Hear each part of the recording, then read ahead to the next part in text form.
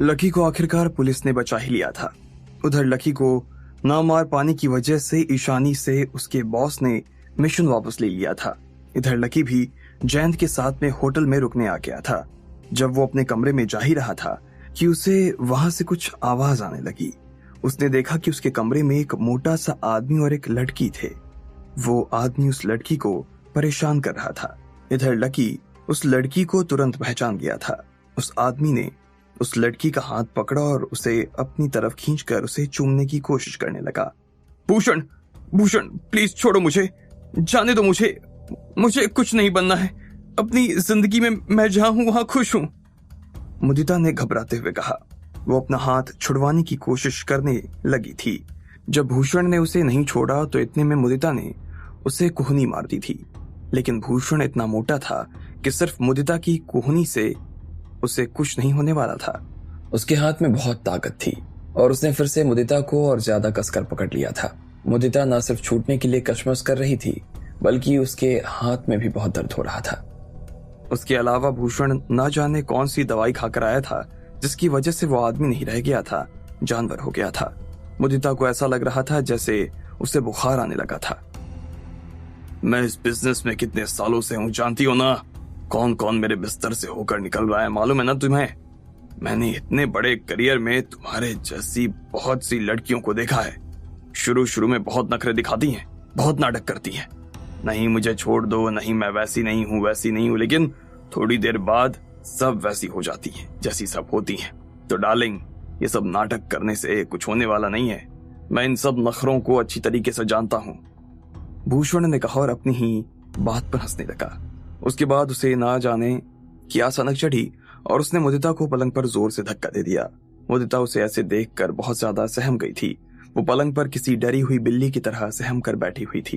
वो बुरी तरीके से कांप रही थी और उसी घबराहट में उसका मुंह खुला का खुला रह गया। मुझे जाने दो भूषण सर, प्लीज, मैं आपके आगे हाथ जोड़ती हूँ। अगर मैं इस इंडस्ट्री में आगे भी रही तो कभी किसी को इस रात के बारे में कुछ नहीं बताऊंगी। आप बस मुझे यहाँ से जाने दो। अरे पागल, पूरी इंडस्ट्री पहले से ही जानती है कि भूषण कैसा है। तेरे कहने से कोई मेरा कैरेक्टर खराब नहीं हो जाएगा। और तू इतना नाटक कर रही है, तुझे मालूम भी है कि मेरे साथ इस पलंग पर सोने के लिए कितनी लड़कियां इंतजार कर रही हैं? भूषण ने कहा और अचानक से उसका ध्यान भटक गया। उसे एहसास हुआ कि उन दोनों के अलावा कोई तीसरा भी उस कमरे में खड़ा था और उन दोनों की बातें सुन रहा था। भूषण वैसे एक बहुत बड़ा डायरेक्टर और प्रोड्यूसर था और उसे इस तरह की चीजें बहुत आसानी से करने को मिल जाती थी। उसने इतने सालों में ना जाने कितनी लड़कियों और बच्चियों के साथ में ऐसा घिनौना काम किया था, लेकिन इस बार उसे मुदिता जैसी लड़की मिल जाएगी उसने कभी सोचा नहीं था। वो सच में भूषण के हाथ नहीं आ रही थी। वो उसे हर तरह से मनाने की कोशिश कर रहा था लेकिन वो मानने को राजी नहीं हो रही थी। लेकिन भूषण भी उसे छोड़ने नहीं वाला था। लेकिन जब उसका ध्यान टूटा तो जैसे भूषण अपने नशे से बाहर आ गया। उसे लग रहा था कि शायद मुदिता ने ही चालाकी से पुलिस को बुला लिया था। लेकिन जैसे उसने पलट कर देखा तो पाया कि उसके सामने एक जवान लड़का खड़ा हुआ था। इस लड़के से उसे कोई डर नहीं था, इसलिए उसने लकी की तरफ घूरते हुए देखा और फिर उसे फटकारने लगा। तेरा दिमाग खराब है क्या? कौन है तू और यहाँ क्या कर रहा है? तू अंदर कैसे आया बे?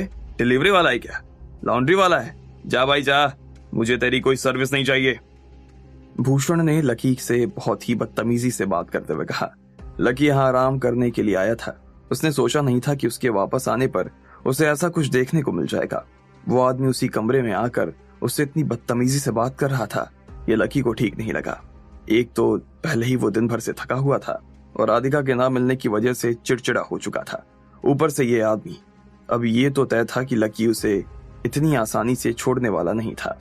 लकी ने उसकी बड़बड़ के जवाब में कुछ नहीं कहा। वो बस पास में लगे हुए सोफे पर जाकर बैठ गया और भूषण को बिना पलक झपकाए बस देखने लगा। लकी जिस तरह से उसे देख रहा था, भूषण को भी उससे थोड़ी सी घबराहट होने लगी। लेकिन वो मुदिता को उस आदमी के चक्कर में अपने हाथ से नहीं जाने देना चाहता था। बहुत बहादुर बन रहा है, जरा सा तो है नहीं, और ऐसे घूर रहा है जैसे आंखों से खा ही जाएगा। मैं कहता हूँ चला जाए यहाँ से, वरना जो इसके साथ होने वाला है ना वो पहले तेरे साथ हो जाएगा, और वो सब हो जाने के बाद में तेरी आंखें भी फोड़ दूंगा मैं, जिनसे तू ना मुझे ऐसे घूर कर देख रहा है। भूषण ने लकी को डराने के लिए कहा। भले ही वो मुंबई में नहीं था, लेकिन फिर भी उसके यहाँ पटना में भी बहुत से मिलने वाले थे और लकी को गायब करवाना उसके लिए कोई बहुत बड़ी बात नहीं थी। लेकिन इधर मुदिता के लिए वहां आ जाना बहुत बड़ी बात हो गई थी।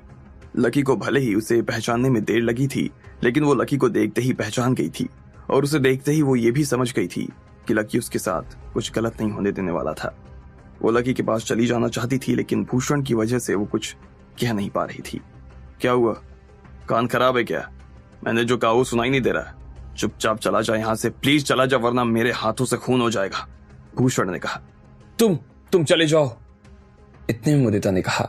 भूषण की धमकी सुनकर वो घबरा गई थी। वो अपनी वजह से लकी के साथ में कुछ नहीं होने देना चाहती थी, लेकिन भूषण जिस तरह से उससे बात कर रहा था, लकी को वो तरीका जरा भी अच्छा नहीं लग रहा था। वो उसे लड़का कहकर बुला रहा था। लकी कोई लड़का नहीं था, वो आदमी था, और आदमी से किस तरह से बात करनी चाहिए ये वो अच्छी तरीके से जानता था। इसके अलावा वो मुदिता के साथ इतनी आसानी से कुछ नहीं होने देने वाला था। लगता है तेरा बहरापन दूर करना ही पड़ेगा, भूषण ने कहा और टेबल पर रखी एक वाइन की बोतल उठा ली। उसके बाद वो लकी की दिशा में आगे बढ़ने लगा। लकी तब भी उससे नहीं डरा और चुपचाप उसे अपनी दिशा में आता हुआ देखने लगा। इतने में भूषण ने वो बोतल उठाई और सीधा लकी के ऊपर तानते हुए बोला, साला मेरे काम के बीच में टांग अड़ाता है। उसने बस ये कहा और फिर लकी के सिर पर बोतल फोड़ने के लिए बढ़ा दी, लेकिन इससे पहले कि वो बोतल लकी के सिर पर लगती, वो एक कोने में आकर खड़ा हो गया था। भूषण को पता भी नहीं चला कि वो कब उसकी आंखों के सामने से हट गया था। हटकर गया कहाँ था वो ये भी नहीं देख पा रहा था। इससे पहले कि भूषण उसे ढूंढ पाता, अचानक से उसके मोटे से पेट के आसपास दो मजबूत से हाथ आए और उसे एक ही झटके में हवा में उठा लिया। छोड़ो मुझे, कौन है, छोड़ो मुझे, तू बहुत बड़ी गलती कर रहा है, तुझे पता नहीं है मैं कौन हूं, छोड़ मुझे, छोड़ वरना मारा जाएगा, छोड़। भूषण ने बिफरना शुरू कर दिया और अपने हाथ पैर फेंकने लगा, लेकिन लकी ने उसे ऐसे उठाया था कि छोड़ने का नाम ही नहीं ले रहा था। उसके चिल्लाने पर लकी ने उसे और ऊपर उठा दिया। उसका चेहरा लाल और तमतमाया सा हो गया था, लेकिन उस वक्त भी लकी को वो धमकी दे रहा था। उसे लगता था कि लकी बचकानी हरकत कर रहा है और वो उसे कहीं नहीं फेंकने वाला है। वैसे भी उसके पटना में भी बहुत जानकार थे और अगर लकी ऐसा कुछ करने की गलती करता तो वो उसे आसानी से सबक सिखा सकता था, लेकिन लकी को इन सब चीजों से कोई फर्क नहीं पड़ रहा था। भूषण कौन था, क्या था, ये सब जानने में उसकी कोई दिलचस्पी नहीं थी। उसने तो उसे अभी भी हवा में उठाया हुआ था और उसी तरह से वो उसे लेकर खिड़की की तरफ बढ़ने लगा था। जिस तरह से वो खिड़की की तरफ बढ़ रहा था, उसे देखकर ऐसा लग रहा था जैसे वो उसे खिड़की से नीचे फेंक देने वाला था, लेकिन भूषण को इस चीज से भी कोई डर नहीं लग रहा था और वो उल्टा हंसने लगा। अच्छा, तो अब तू मुझे डराने की कोशिश कर रहा है, तुझे लगता है तू मुझे मार सकता है? बच्चों, मैं किसी को भी मार सकता हूं, लेकिन मुझे कोई नहीं मार सकता। भूषण ने हंसते हुए लकी से कहा। उसे पता नहीं था कि वो जितना बोलता जा रहा था उतनी ही उसकी कब्र खुदती जा रही थी। उधर मुदिता को भी ऐसा लग रहा था कि लकी सिर्फ उसे डराने की ही कोशिश कर रहा था, वो उसे मारने वाला नहीं था।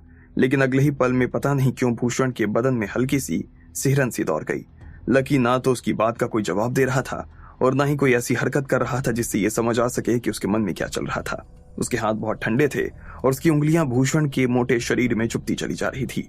वो किसी शिकारी की तरह लग रहा था जिसका ध्यान सिर्फ और सिर्फ शिकार के सिर पर था।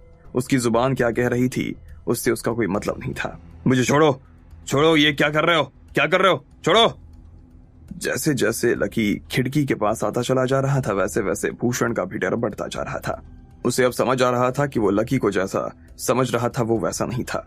वो सनकी दिमाग का था और उसे किसी भी पल में खिड़की से वो बाहर फेंक सकता था। मैं तुझे बता रहा हूँ, अगर तूने मुझे मारा ना तो भी मेरी बॉडी को नहीं छुपा पाएगा, और पुलिस को जैसे ही पता चलेगा मैं मर गया तो वो तुझे जिंदा नहीं छोड़ेंगे, जेल जाएगा तू, जेल, फांसी लगेगी तुझे, फांसी। भूषण ने फिर से उसे डराने की कोशिश करते हुए कहा। लकी ने आखिरकार उसकी इस बात पर अपना मुंह खोला। इतनी देर में वो पहली बार कुछ बोलने जा रहा था। तू बहुत बोलता है बे, लकी ने कहा और इसके बाद भूषण को खिड़की से नीचे नहीं बल्कि बाहर फेंक दिया। उसने उसे ऐसे फेंका जैसे वो पत्थर फेंक रहा हो। भूषण एक ही झटके में नीचे जा गिरा, लेकिन वो इस होटल के नहीं बल्कि सामने वाले होटल के सामने जाकर गिरा। इधर मुदिता की आंखों ने जब ये देखा तो उसे अपनी आंखों पर विश्वास नहीं हो रहा था। ये सब क्या हो रहा था उसे समझ नहीं आ रहा था। कहीं वो कोई सपना तो नहीं देख रही थी। मुदिता का मुंह खुला का खुला रह गया और उसकी सांस कुछ देर के लिए बंद हो गई। लकी को तो वो बहुत ही सीधा सा आदमी समझती थी। उसने कभी सपने में नहीं सोचा था कि ये आदमी इतनी आसानी से किसी को मार भी सकता था। उस दिन तो ये स्टेज पर आने में इतना शर्मा रहा था, लेकिन यहाँ उसने बिना हिचक एक आदमी को एरोप्लेन बनाकर उड़ा दिया। मुदिता को और खुद भूषण को भी इस बात में कोई शक नहीं था कि उसे जितनी ऊपर से फेंका गया था वो मर ही जाने वाला था। अभी तक तो उसे ऐसा लग रहा था कि लकी सिर्फ मजाक कर रहा था और वो ऐसा कुछ करने वाला नहीं था, लेकिन लकी ने तो वो कर दिखाया था। मुदिता जानती नहीं थी कि लकी को इस तरह के लोगों से कितनी नफरत थी। ऐसे लोगों को कभी वो छोड़ता नहीं था। ऊपर से उसकी किस्मत इतनी खराब थी कि वो लकी को उस दिन मिला जिस दिन उसकी राधिका उसकी जिंदगी से गायब हो गई। उसकी मौत में राधिका के गायब होने का एक बड़ा हाथ था। इधर मुदिता का मन जोर जोर से चिल्लाने का कर रहा था, लेकिन लकी ने पहले ही उसे आगाह करते हुए कहा, चुप रहना, कुछ भी कहने की या चिल्लाने की जरूरत नहीं है। भले ही लकी ने ये बहुत ही धीमी आवाज में कहा, लेकिन फिर भी ये मुदिता को डराने के लिए काफी था। उसका खुला का खुला मुंह अब फिर बंद हो गया था। अब आगे क्या होने वाला था? क्या होता जब भूषण की मौत का पता पुलिस को चलता? और क्या लकी वक्त रहते राधिका को ढूंढ पाता? आपको क्या लगता है, क्या होंगे इन सभी सवालों के जवाब? कमेंट बॉक्स में कमेंट करके हमें जरूर बताएं। और सभी सवालों के जवाब को जानने के लिए सुनते रहिए इंस्टा मिलियनेयर सिर्फ पॉकेट एफएम पर।